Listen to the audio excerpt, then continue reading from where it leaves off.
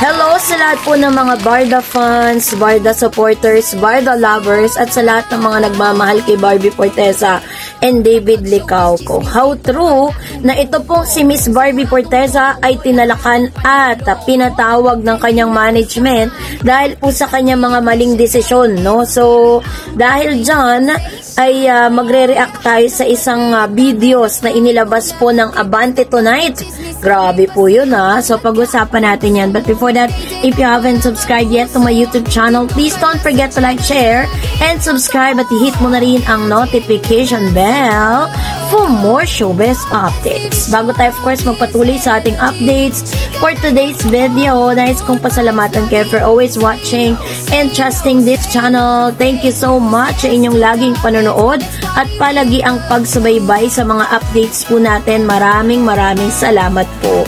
At bago tayo dumako dun sa ating pong topic, ay pag-usapan po muna natin ang isa sa mga nag-comment dito po sa ating comment section.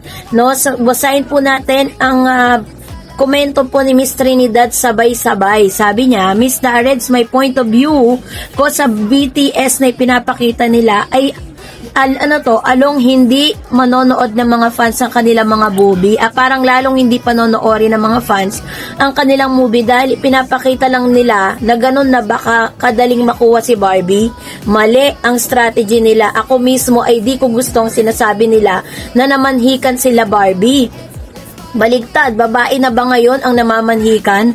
Dapat lalaki, pinapababa lang nila ang pagtingin kay Barbie nila. Nakakainis, magugustuhan pa kaya ng mga tao yan, Barbie? Namanhikan agad bago pa lang magkakilala. My goodness, hindi ako panonoorin ang movie nila ni Jameson.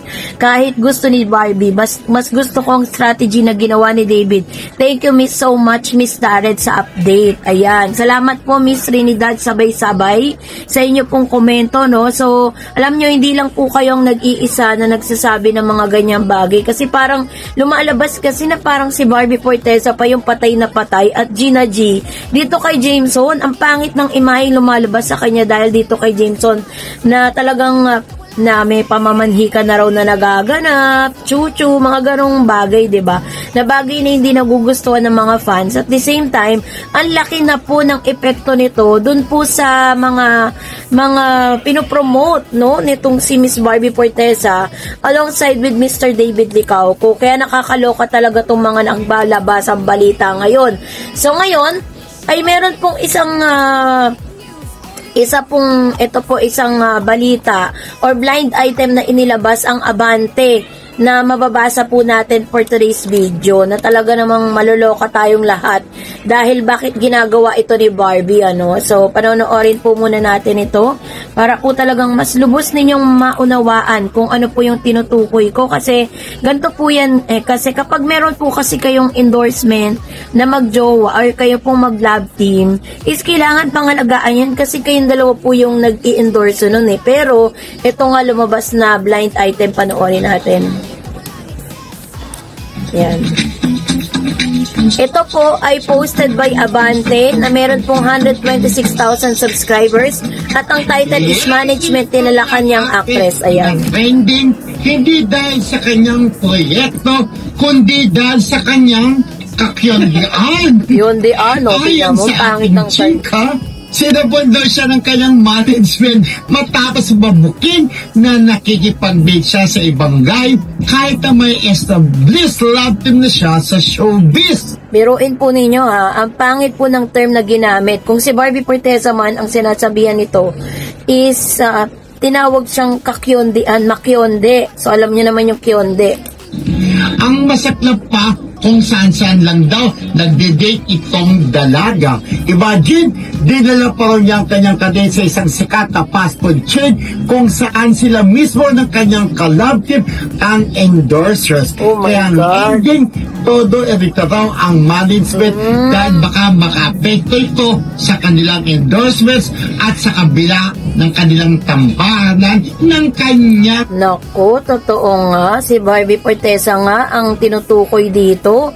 Kasi if you remember, di ba may gala night? Yung gala night po, during the gala night, nung kinakaladkad nitong si Mr. Jameson Blake, itong si Barbie Fortesa, kumain po sila sa McDo. Kasi hindi pwedeng makita si Barbie sa ibang establishmento, ibang food chain, kasi yun ang ini-endorse niya, kasama po yan sa pinirmahan niyang kontrata, na hindi siya pwedeng mapicturean, mabidyoan na kumakain sa ibang mga restaurant, or katulad po ng isang food chain na ito, which is yung McDo. Alam natin na magkasama si David Licauco at si Barbie Fortesa doon po sa sa endorsement na yun. Kaya ito pa, panoorin natin. Ang kalapit na si Charbonnet. Charbonnet. Pinag mo, di ba? Corrected by. Pero ito nga, di umano nakarating sa atin, di ba? Pinagalitan daw siya na kanyang network. Sabi niya kasi, kumain daw sila doon sa isang fast food chain nang kasama yung naliling si kanya. Hindi ka muna, bakit Diyos mo sa Kristo? Sabi ko kanya, dapat yung sinama mo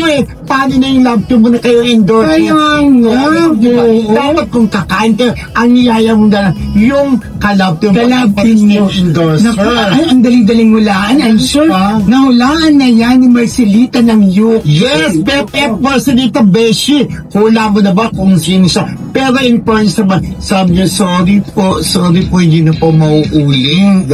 Nagsorry naman itong young act. Masaya lang siya kasi. Yun. So, sinabi po nila dito, inamin nila na pinatawag nga itong si Barbie Fortesa ng kanyang management para po dito, or parang i-call out yung kanyang attention patungkol sa bagay na ito. Kasi parang yun nga, endorser kayo ng isang food chain, pero bakit yung ibang lalaki ang nagdala sa'yo at dinala mo dun sa lugar na yon? So, dahil dito, pumapangit tuloy ang imahe ni Miss Barbie Fortesa, no? Dito po sa na to. Dun po sa comment section, kapag po chinek po ninyo, wala pong ibang sinasabi dito kung hindi si Barbie Fortesa, Barbie yan, BF yan, Barbie yan. Pag sila na ni Jameson Blake at Barbie Fortesa, palalayasin si Barbie sa GMA at lilipat sa ABS-CBN, palayasin si Jack sa GMA Network, tapos papuntahin ng TV5 and Diba. Ganito po yung komento sa comment section, nakakaloka, no? Hindi pa man po, may mga ganito ng issue.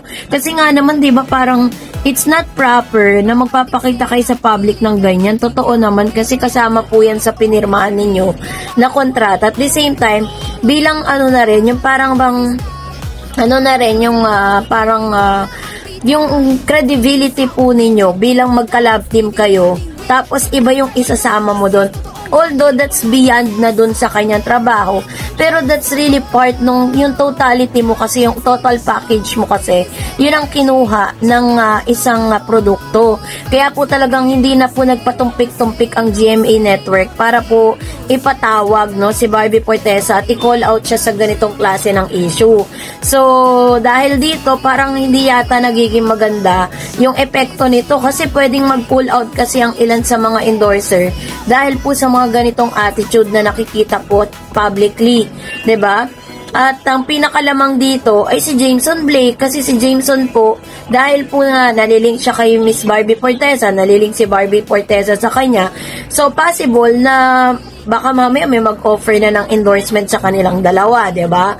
So hindi ko lang alam kung pwede po 'yun, kasi meron po silang endorsement ni David Licauco na as a love team na talagang pinupush po ng alam natin kung gaano kalaki po ang bayad sa mga endorsement. Kaya talagang nag-iingat po ang GMA Network patungkol sa bagay na ito. So, dapat mas maging careful at mas maging maingat din si Barbie Fortesa sa lahat ng kanyang mga ginagawa, 'di ba? So, Diyos ko, nakakaloka tong mga balitang ito, And, kaloka talaga, naloloka talaga ako. Ano kaya masasabi ni David Licauco patungkol dito, nung mga bagay na nangyayaring ito? So, anyways, siguro hindi na natin masyadong problemahin yan. Hayaan na natin na ang tadhana ang magsabi kung ano pong magiging future ng Barda. So, kayo po, anong yung saloobin patungkol dito, comment down below. That's it for today. For more videos and updates, please don't forget to like and subscribe, and please don't forget to follow my Facebook page, Dar Eds TV. God bless everyone!